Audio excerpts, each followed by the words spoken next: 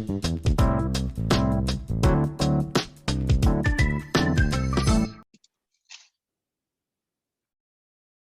morning and welcome to Crack the Mic with Agent of Change, Corey Davis. And this week's segment is entitled Loving Again.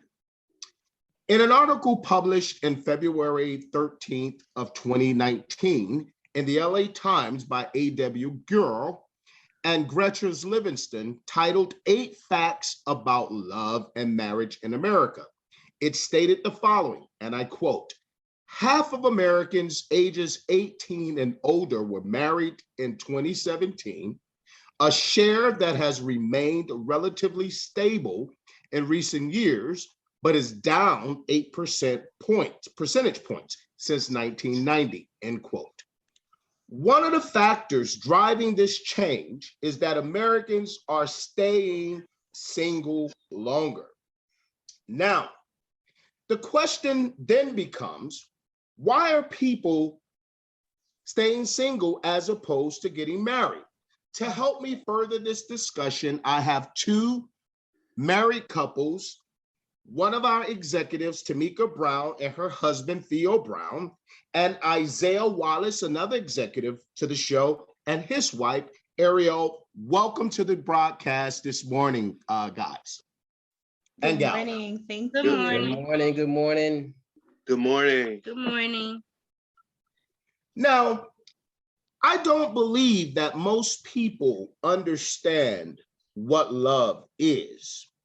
And having said that, I like to kind of make sense of it or answer the question first. What is love? Now, there's a biblical definition. Love is kind, love is long-suffering, love is patient, etc., etc. But my question to the group, what is your definition of love? Your pure, unadulterated response to this question. What is your definition of love? Well, I guess I will start off by answering that question. In my opinion, I believe, for me, I always actually go back to the word. I go back to what the word says concerning everything. And so that is my foundation. 1 Corinthians 13, love is patient, love is kind. It's not boastful or self-seeking. So that to me is the foundation of what I believe love is and should be. Now, of course, in a practical sense, I just based on my own personal experiences, unfortunately, I know that love is not always enough to make a relationship work. So my personal definition is, I believe love is, it's forgiving, it's unconditional, it is, it's one that encompasses fidelity, it encompasses trust, loyalty, and ultimately, especially, the way I view my marriage, it's the foundation is also based on friendship. I think for a lot of couples, they're not friends at the core. They don't necessarily, you love the person, but you don't necessarily like the person, which in relationships, you're not going to like the person all the time. However, I do believe if you have a great foundation that rests on friendship, that is a strong foundation that will help the marriage to last, in addition, of course, to love. Love begets love, like begets like. So that would be my personal definition. Well stated, Tamika. Well stated. Thank you. Theo, any response? Yes, the 1 Corinthians 13, covers pretty much all of the basics, but to sum things up, make it a little bit simpler, I like to look at love as your willingness to do whatever it is in your possession or within your means to make the other person happy, and to look out for their well-being, no matter what it costs you personally. I think once you've gotten to the place where it's more pressing for you to make sure that person is taken care of in all aspects than even yourself, I think that at that point you really have to start thinking and realizing that you're no longer in a like situation, and you're now, in a love situation, like, and once you get into that place, then definitely you're now talking about matters of love, and not so much of lust or a like. And sometimes those boundaries can get crossed, but when you get to the place where your decisions are now being based now on what is now in the best interests of your partner, at that point you've crossed over into the love boundaries, is what I would say. Well stated. I like that. Okay, you want to go ahead and share, Isaiah and Ariel? Yes, Wallace? I'll field the question. In my opinion, love is commitment. Like, it's synonymous with commitment, and depth of commitment is important. In marriage in particular, you can't be finicky. You can't be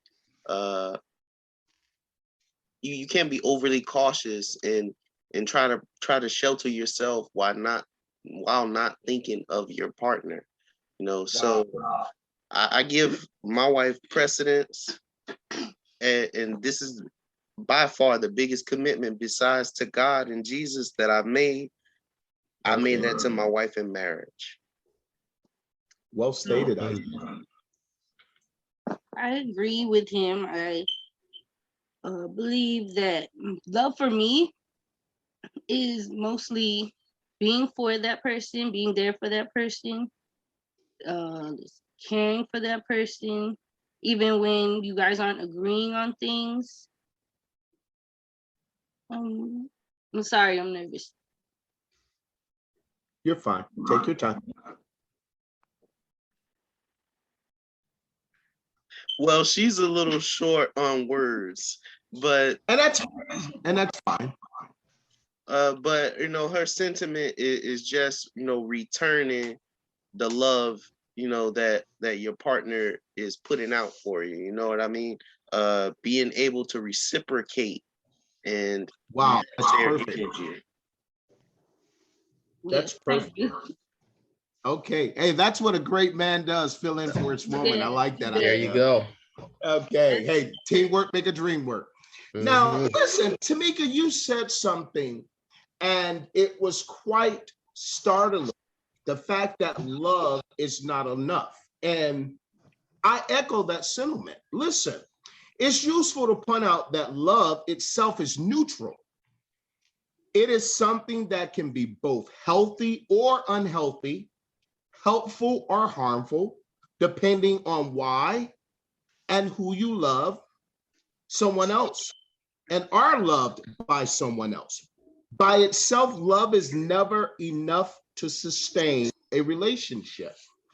In fact, in an article written by Mark Manson titled Love is Not Enough, he draws a contrast between a song written in 1967 by John Lennon called, quote, All You Need Is Love. Yet, Lennon, according to Manson, abused both his wives and abandoned his children, whereas 35 years later, Trent Reznor from the 9-Inch Nails wrote a song called, quote, Love is Not Enough.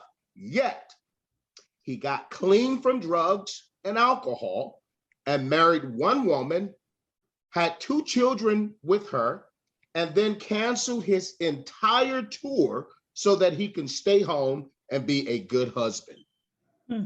Now, interesting enough. So my next question I pose is, if love is never enough to sustain a romantic relationship, then what are some other sustainable reasons for a healthy relationship, healthy romantic relationship to continue?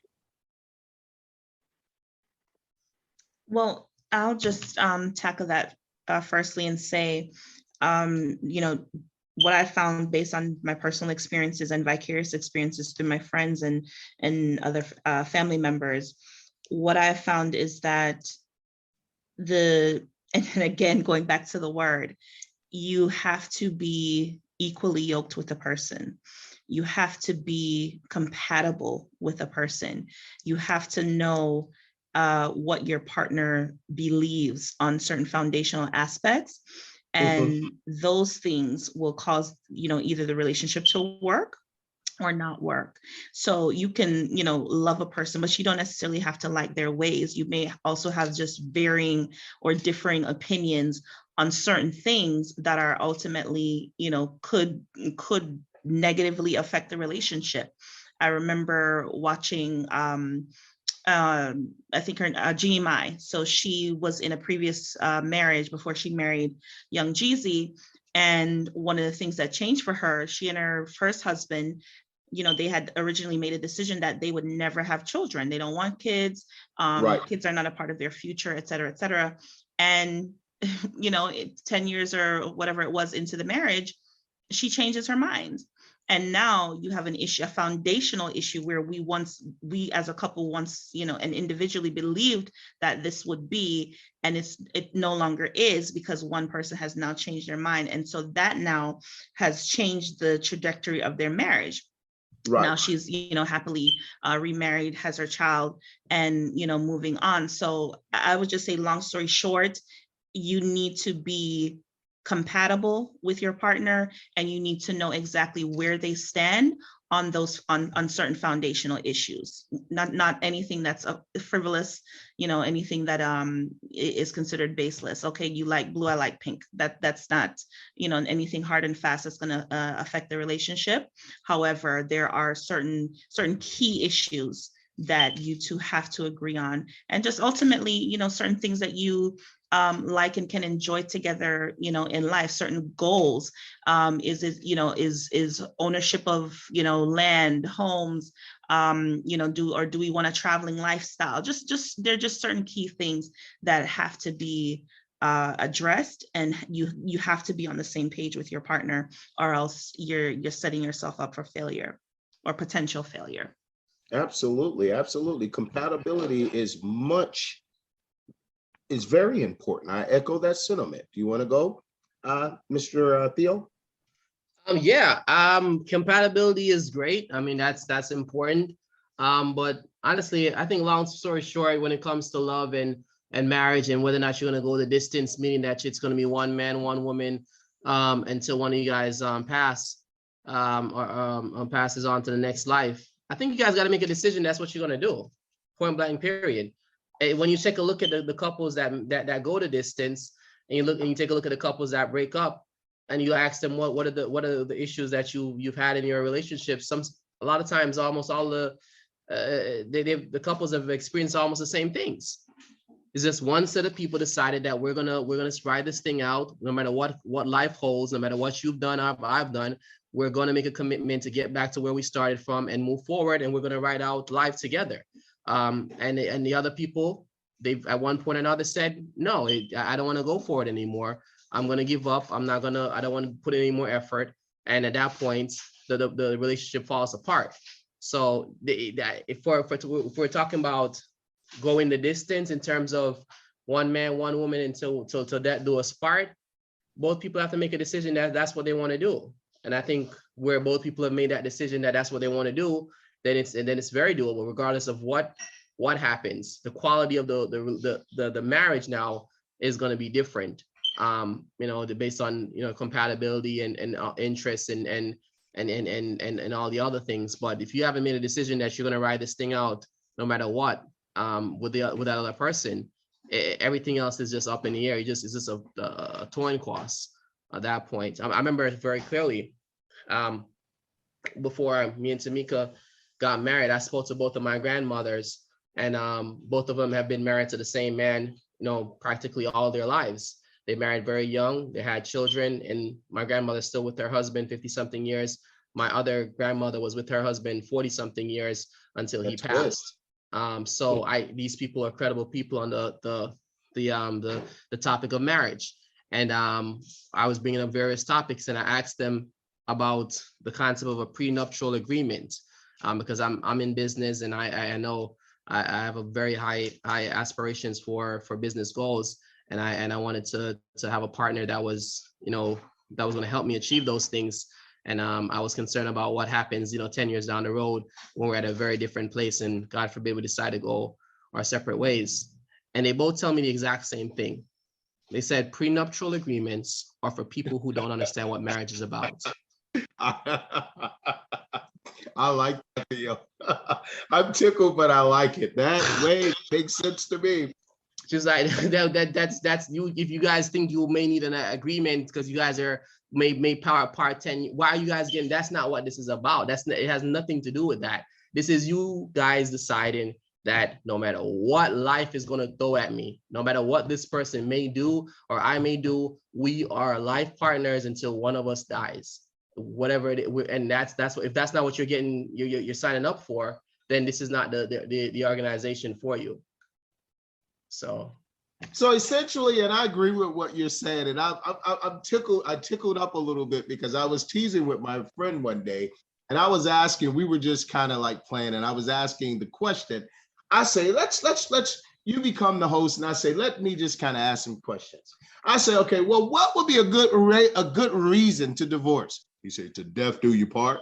And I started laughing. So essentially, he's saying what you're saying. There is no reason once you've made that commitment between yourself and God. You do not need a way out. It's until death do you part. I agree with you. I echo that sentiment, Theo. You want to go, Isaiah? Yes. I agree with what both what Tamika and Theo said, and especially with Theo, because to me, like a prenuptial agreement is basically you admitting that your relationship is not sustainable, that eventually is going to come to an end, and that you want some sort of protection, some sort of countermeasure, for your finances or anything that you consider valuable, to be taken by your ex. To me, a sustainable reason besides love is just partnership, just camaraderie. You know what I mean? Wow. Me and my wife have skin in the game.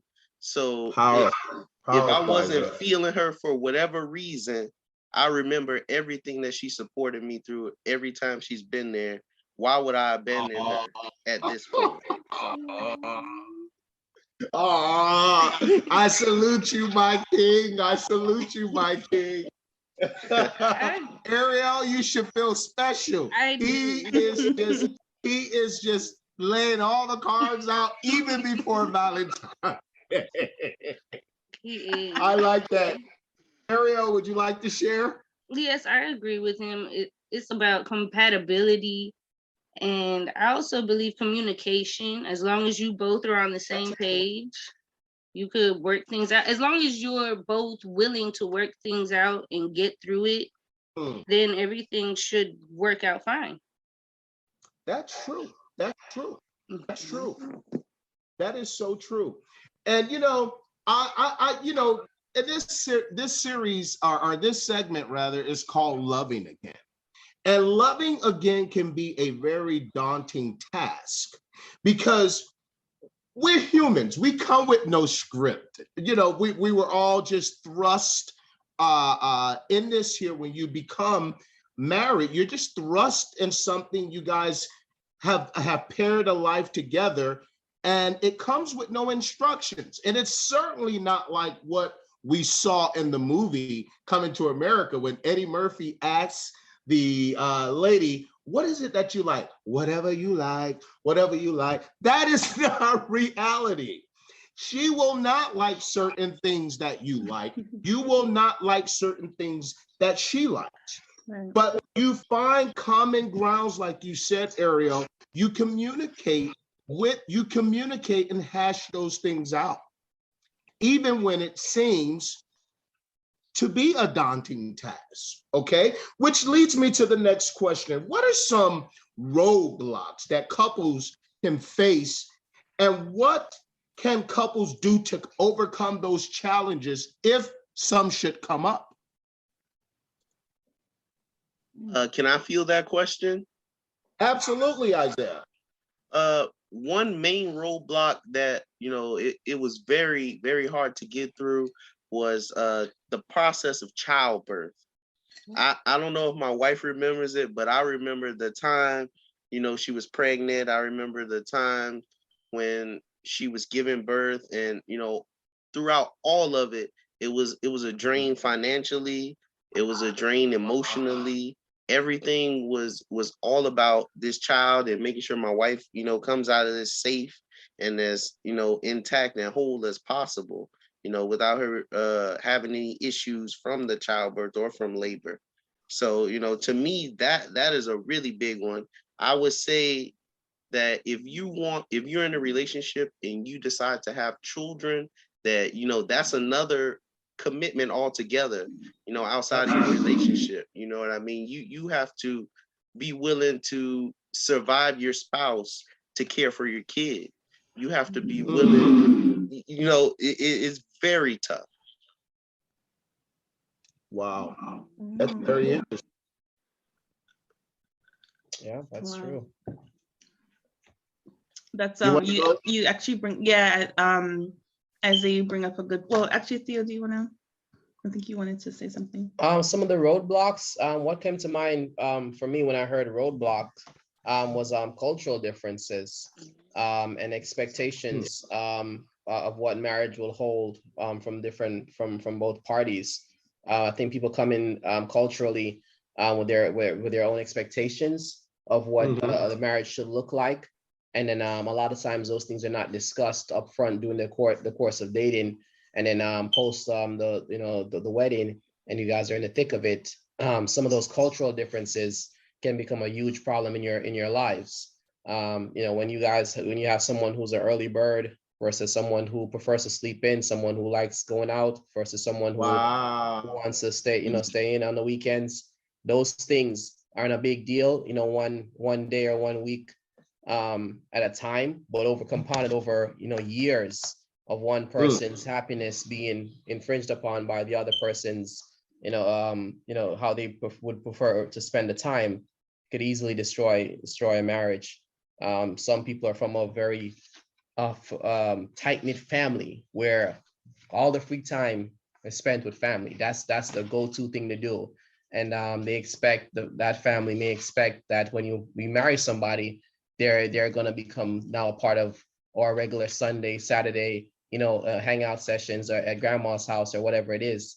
And that other person may not come from that background. They may come from a background where it's always been me and one other person. You're now my other person. I expect, weekends to be primarily about me and you. And those things easily, could cause a lot of issues as the relationship progresses.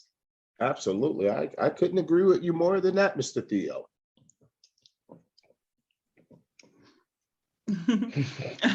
I'm looking at him. On my end, I would just say, Isaiah, I'll start with you first. You actually, I think, brought up a good point that, like for us, we don't have children yet. So that's something that, we, I don't know how, if Theo think, yeah, that's something, that we have to definitely think about, because that is something that we both desire. It hasn't happened yet, but when it does, or when we get closer to that time, I believe it'll be soon. But now we have to, especially as entrepreneurs, now our time, money, all of those factors have to come in place. So that's a very good point that you brought up, that I didn't necessarily think about, or it's not at the forefront of my mind just yet, because it's not a reality at this moment. But and then to piggyback on what Theo said, I agree. There are a lot of even within cultures, there's classism. You come from different class structures, so that can be an issue. And also, I would say, just based on even our personal experiences, coming into business was new for me. I have an entrepreneurial husband, and so I had to adjust, and I'm still adjusting to the entrepreneurial mindset, to the entrepreneurial time management, and those things. So when you come into something that is new, it takes a lot of, it's just a lot of adjustment. You have to be adaptable, you have to be flexible. And I would say, as far as a specific roadblock, I know just based on even our experience, we've had a lot of just, we're two young Black entrepreneurs who are, trying to get to a place that, neither of our families have been. And so in doing so and setting those goals, we have encountered a lot of roadblocks, a lot of setbacks financially. And there were days where we're trying to fund a business that, takes a lot of capital, that needs a lot of capital to keep going. And we don't have that in the bank. We don't have that personally. It's already bled us in a lot of ways. But I think because of that mindset of, this is till death do us part. We are ultimately friends. We are partners. We're companions. All of those things play that role into saying, okay, this is a roadblock that we're facing, but ultimately we will get through it. And I will always give honor and glory to the Lord. Our relationship is founded not only on friendship, but on Jesus. And so he is the one that has really honestly brought us through so many things. So even though, we have had that roadblock, he has brought us through. So I'll give credit to the Lord on that. But that is one thing that can definitely affect relationships. Anything, money, sex, religion, those things. Yeah, they can just simply cause issues in any relationship. But if the relationship is strong, you can get through it. Amen. I agree with you on that. Now I want to change the course for a little bit, if I can. And I'm a single man, and for every other single male that's out there, a lot of people say, "Hey, why marry?" Is it really necessary?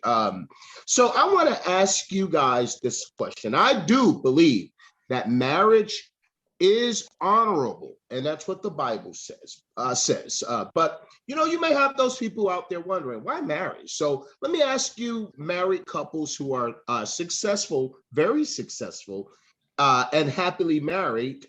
Let me ask you this question: do you guys feel that marriage is a scam or a Ponzi scheme?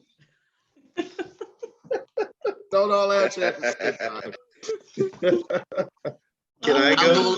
I'll go last. I'll go last. This one. Oh man. I like to go. Go ahead, Isaiah. Okay.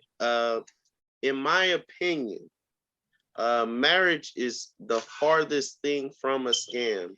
But like the question that was answered previously, I would say that there's certain people who are scam artists who get into the affairs of marriage with other people. A person who proposes to you and then presents you with a prenuptial agreement is a scam artist. That person wants to rob you of your time. They want to rob you of your emotions. So, this is my advice to a single guy. If you don't want to come off that way to the woman that you have any sort of feelings for, don't present her with a prenup. If you have to consider your wealth before her, then she is not the woman that you should be committing yourself to, because you don't have that yet. Powerful, Isaiah. Oh my God, that is powerful, bro. That was good. Amen. Amen. Well said. Mm-hmm. I want to hear what Mrs. Wallace has to say. I'm sorry, she just ran away. Is it possible for her to go last? Yes, no go ahead. No problem. I thought she was going to cop out. Well, I'll say this.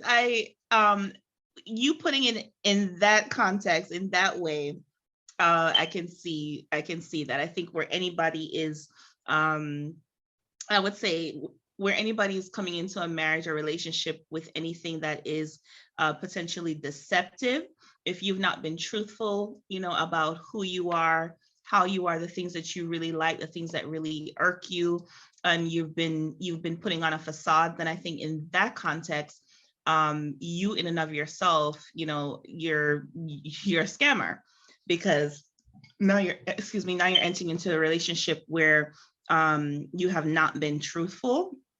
But on a whole, from a holistic standpoint, I don't believe that marriage is a scam. I know some people like to think of it as a transaction, which yes, it is in a business sense, but overall, I don't choose to view marriage in that particular way.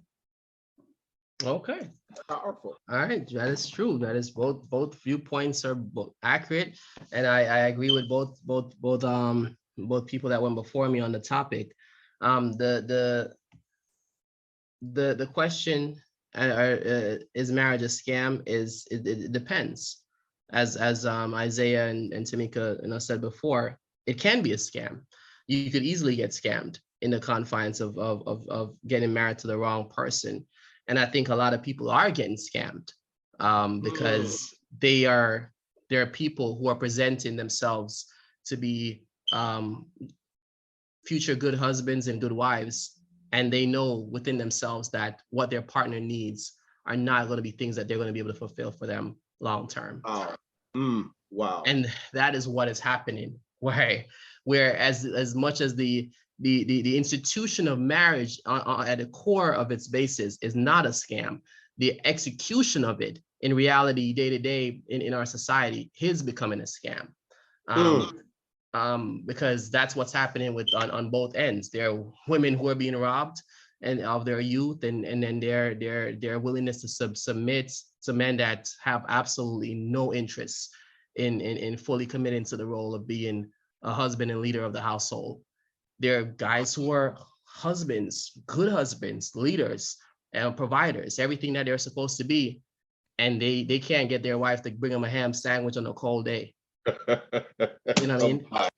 So, so in reality of what's happening day to day, because people are, as we've talked about early on, unequally yoked. They're not having these tough conversations, and then there are people who are, especially women, they're pressured into getting married at a certain age, and they have to put on a certain front about the type of woman they will and will not be. That people are getting into this arrangement, and a lot of people, at least half of them, are not getting what they signed up for, because simply their partner is just not either not willing or not able to give them what they need in order for the marriage to work.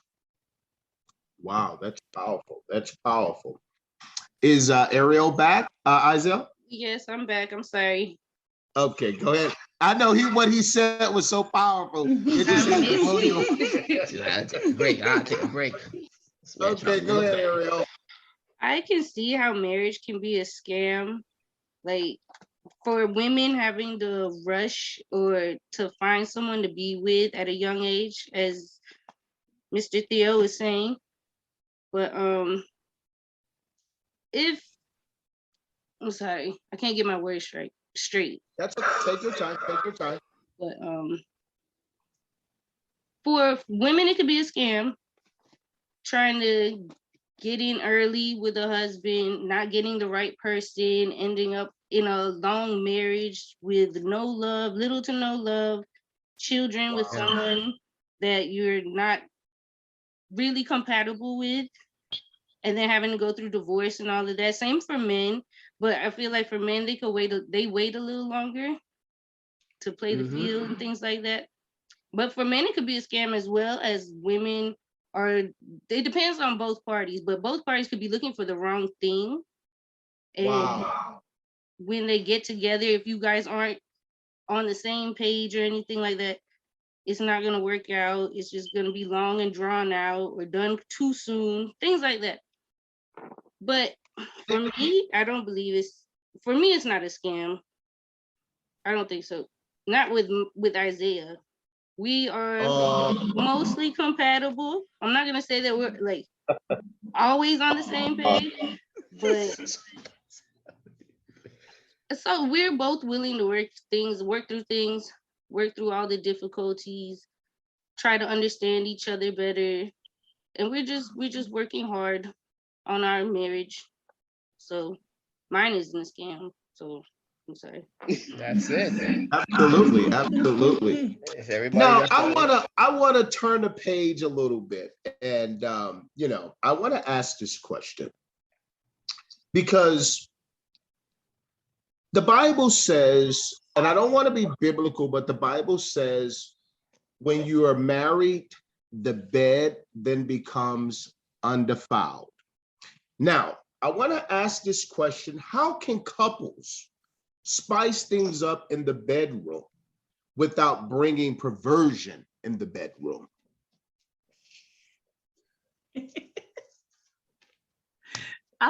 I want Theo to answer that first. You answer this? Yes. Okay. Well, I personally believe, like with anything, you can't get good without putting in the time, man. You can't get good you got to put in the hours. That's right. You got to put in the hours to get to a place where you know what your partner likes. Your partner is comfortable with their body. You're comfortable with your body. You know what you like. You know what they like, and then you guys can start introducing new stuff. I find that what happens a lot of times in a relationship, the quantity of sex drops off first. And then because of the quantity of sex drops off, the quality of sex follows soon after. And then you tend to have, in many cases, primarily the women, you tend to repeat the same set of things they hear all the time. There's not enough romance. You'll hear a woman say that we're not having enough romance or we're not having enough sex from a woman that's not even romantic. She don't even like flowers and none of that stuff. She likes being choked. That's but she'll just repeat the same stuff that she's heard other women say, because what happens is when the quantity drops off, the quality follows after, and it's hard to it's forced to try to implement anything if you guys are not used to being intimate with each other on a regular enough basis to begin with. Now you're trying to add something, you're trying to build on something that you don't have a basic foundation of. Listen, one of the things that we enjoy doing most as a couple is being sexually intimate with each other. If that does not become a norm for you guys, I don't see how it is that you can now start adding other things to something that you're not even doing on a regular basis. It's just going to be weird. There's no way you can go from not sleeping with this man or a woman on a regular basis to now putting on costumes or all that stuff and get the desired effect.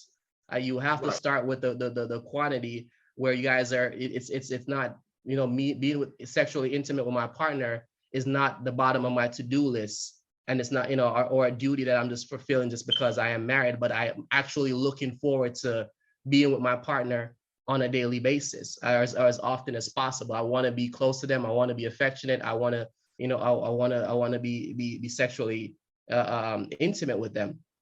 It may not happen as regular as we want, but the desire continuously has to be there, and then you actually have to follow through. And then once that happens, I think at that point, it's much easier for you to start adding things. A simple, and it doesn't need to be a lot of crazy stuff. Sometimes it's just a matter of you guys getting along, you're having sex on a regular basis. At that point, you start bringing in something a little milder than, something but out of the ordinary, changing the positions, changing the rooms. You could simply, that's that alone. You could just switch to a different position. Nothing Go to crazy. a hotel. Go to a hotel. Right. Any of those type of things, a simple blindfold. I mean, you don't have to spend anything actually if you really want to spice it up. If you guys have had a good night, and you just simply blindfold your partner and just literally stroke their body, and in different ways that you have not done so before. That alone for 45 minutes or an hour could be a whole new world of experience between you and that person. But you can't get to that place if you guys haven't done anything in weeks or months. It doesn't make any sense. It just feels weird, So that's my take on that. I couldn't agree with you more. Tamika, you want to share? Sure. I agree with everything that Theo said. Just to add, I would say regarding the I guess perversion aspect of the relationship of the question, I would say that I think it all comes down to communication, number one, and number two, you would have to like when the scripture talks about the marriage bed is undefiled. I think it's very sometimes easy for even Christian couples to kind of get caught up in worldly things and worldly mindsets. However, I do believe that there are some things that we can, definitely enjoy as a couple. Ultimately, I do believe that when it comes to spicing things up overall, it will come down to all the things that Theo mentioned, and just, basic one-on-one communication, even sometimes during sex. I like this, I don't like that, or this doesn't feel right, that doesn't feel, it's that communication and being able to have that friendship and openness to be able to say so, and to let your partner know exactly what it is that you like and don't like, want and need, etc. Which comes more naturally if you guys When are, you're regularly, yes, engaging in sex. It's hard for somebody to keep notes, 2-3 weeks in between. It doesn't make any sense. Yeah. Well stated. Well stated. Well stated, Theo and Tamika. You want to share, Isaiah? Yes. One of the things that I think is important to frame this is that, the listeners know that in a relationship, it should be, one man, one woman, that type of framing, you know what I mean? To me, that's what it meant by perversion. So, going outside of that is what I consider perversion. But within that, as long as you're listening to your partner and you're doing the things to get them into the bedroom, but you have to do things such as listen and be attentive when you're in the bedroom to keep them there. You know what I mean? To keep them wanting to come back. Good stuff, Isaiah. Yeah, but it is very important that, if you're you and your spouse set aside time to do this thing and be in a romantic way, then you want to do the best you can when you're there. You know what I mean? You don't want to come up short in any way. So, just avoid, to me, bringing in other people, or other distractions. It may be a video that somebody saw and they wanted their partner to see, or it may be something just out of the way that would cause your partner to feel uncomfortable. Everybody knows the boundaries in their own relationship, in their own marriage. And if you don't cross those and you stay within those boundaries in the bedroom, I think that, just doing what you did to get your partner to want to be with you, you will continue to have them coming back to that place. My. Well stated. Well stated. Ariel, you want to share? Yes, I agree with what everyone said. I just wanted to add that communication is a very big thing in intimate situations. As long as you know yourself, what you're comfortable with, they know what they're comfortable with, everything should go as according to plan. For the perversion, I mean, just know who you are with, I suppose. And like I say, communication is the main thing. Communicating the things that you want from your partner, what you don't want from your partner. Just basically everything you all said is how I see it. I couldn't agree with you more. It is very important that you and your spouse are speaking the same love language. If he is speaking Spanish and you are speaking French, not literally, figuratively speaking within the context of what I'm saying, then there's a problem. You both must be speaking the same love language. Now, Valentine's Day is approaching us, and unfortunately, this here would have aired after Valentine's Day. But let me just ask real quick, In gift giving or providing an act of service for your partner, especially for Valentine's Day or a special occasion like an anniversary, is it the thought that really counts, or more so the quality of the gift in the eyes of your partner that counts? I'll take that question. I've had, sort of a third party experience throughout my life. I was fortunate enough to grow up in a married household. My grandparents were married. All my aunts and uncles have been married, and at some time, so I've had a lot of experience passed on to me, not even counting what I've experienced in my own 10-year relationship. With that said, my mom, my grandma, my aunts, all the women gave me the same kind of thing. The consensus is that the quality of your gift reflects your feelings for that person. You know what I mean? It's not always that you would have a nice watch or a chain or earrings or something to give to your wife in that way. But at the point when you're doing well, you have to do better. You have to go out of your way to give your partner something that's desirable for them. Only you would know their tastes and the things that they like. But when you go above and beyond, you'll see the effect that it has in your marriage or your relationship. As opposed to you, like my father did recently, gave my mom a token gift. And, he still hasn't heard the end of it. It's been, what, 9-10 months? And he still hasn't heard the end of it. For myself, I try to give my wife the best that I can give her. Luckily for me, her taste isn't as quite as high up as some of the other women that I know. But I'm able to get her some of the things that she likes. And when I can, hit it out of the park, that is when I take that opportunity and, wow her. That's awesome. Theo, you want to go? Yeah. This is something that's kind of near and dear to me. I mean, we've had this discussion many a times at my house, where about the this thought that counts scenario. And I've always thought to myself, why not just start thinking more and doing less? If it thoughts that's all that counts. Personally, it don't make sense to me.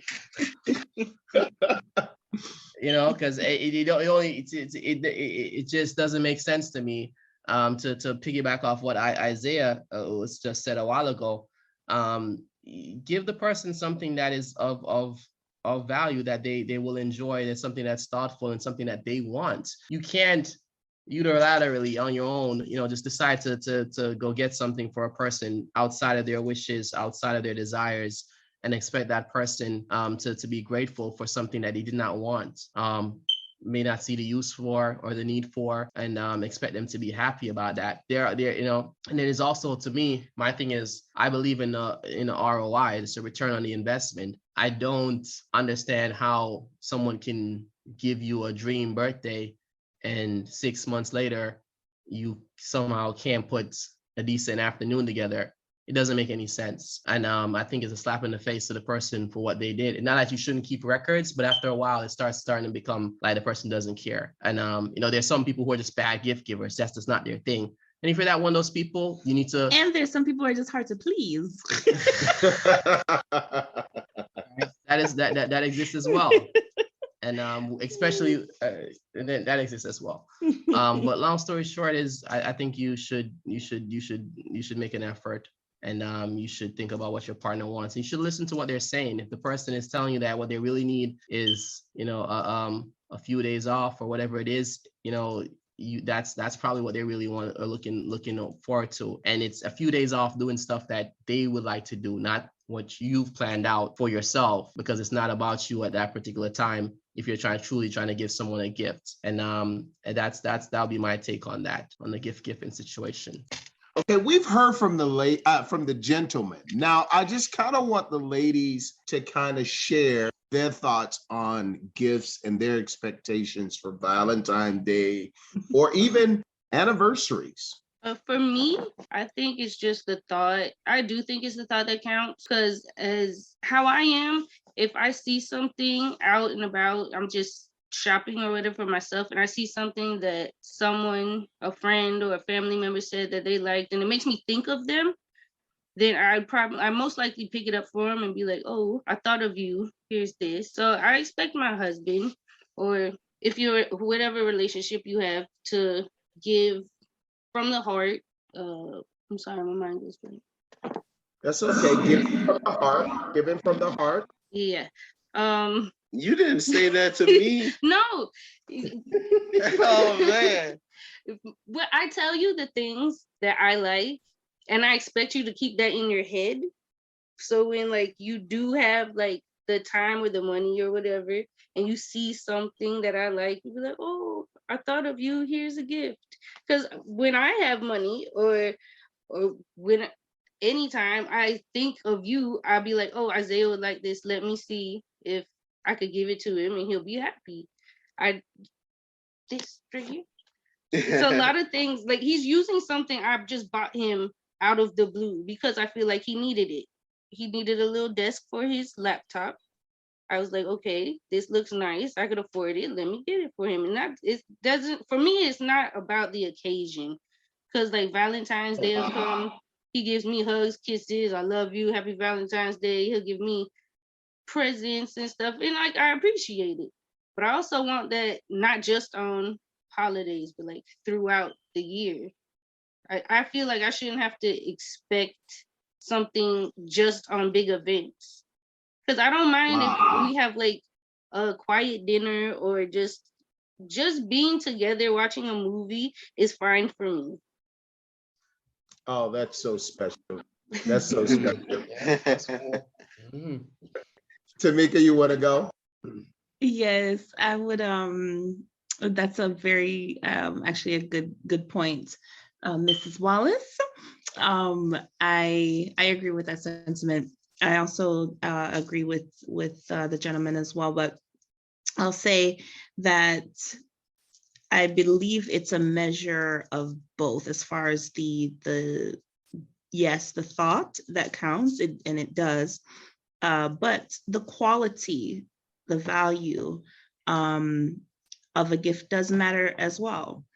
The quality, even if, let's say, your gift, as Mrs. Wallace said, the gift of quality time. You know, if we're gonna just choose to spend time together, then that time should be, there should be something in the moment where, you know, you both are having an experience, you're having fun, you're truly enjoying the time, not, you know, just sitting on the couch, one on the phone, one, you know, kind of half engaged. And that happens sometimes, unfortunately, but especially I think on special occasions. It shouldn't have to be just on special occasions, but yes, overall, I just believe that it's a measure of both. I think I don't believe in anybody. So we have a phrase, setting your basket where you can't reach it. So I don't expect someone to give more than what they can afford, because to me, it doesn't make sense going into debt to give a gift. But I do believe that, you know, if the person has communicated with you, and I think that's also, you know, another foundational aspect, being able to say, hey, these are, like I tell Theo all the time, he's one of those, I find that he is hard to please, to me. What? He doesn't think that he You is. just gotta listen. He doesn't, yeah, he said you just have to listen. But a lot of times you have to, like, to me, prod and really, like, you know, I know some of the, I'm his wife, so I know some of the needs that, you know, that he has, but I don't necessarily, you know, when it comes to a special occasion, I don't necessarily want to buy you the things that you need. It should, you know, I believe in indulgence sometimes, and, you know, kind of going overboard if you can, if you financially can afford it, and having a good experience. However, because he's hard to please, I say, okay, let me ask you what it is that you would like, want, need, and then, you know, give me some ideas, so that way I can, as I'm out, as I'm thinking, as I'm trying to curate an experience, I kind of have some things to play with. So long story short, I just believe it's a measure of both. and communication is needed. And yes, I agree. It shouldn't just be a special occasion, but really and truly, you should be, giving and receiving love in various ways, in whatever love languages that each person has, throughout the year and throughout the marriage period. Well stated from all of my guests, husband and wife. Unfortunately, guys, we are out of time for this segment, Loving Again. But I like to leave the listeners with this thought. They say you never miss something until it's gone. But it's also true, you never know what you've been missing until it arrives. So give love a chance and love again. This is your agent of change signing off with Crack the Mic. Peace.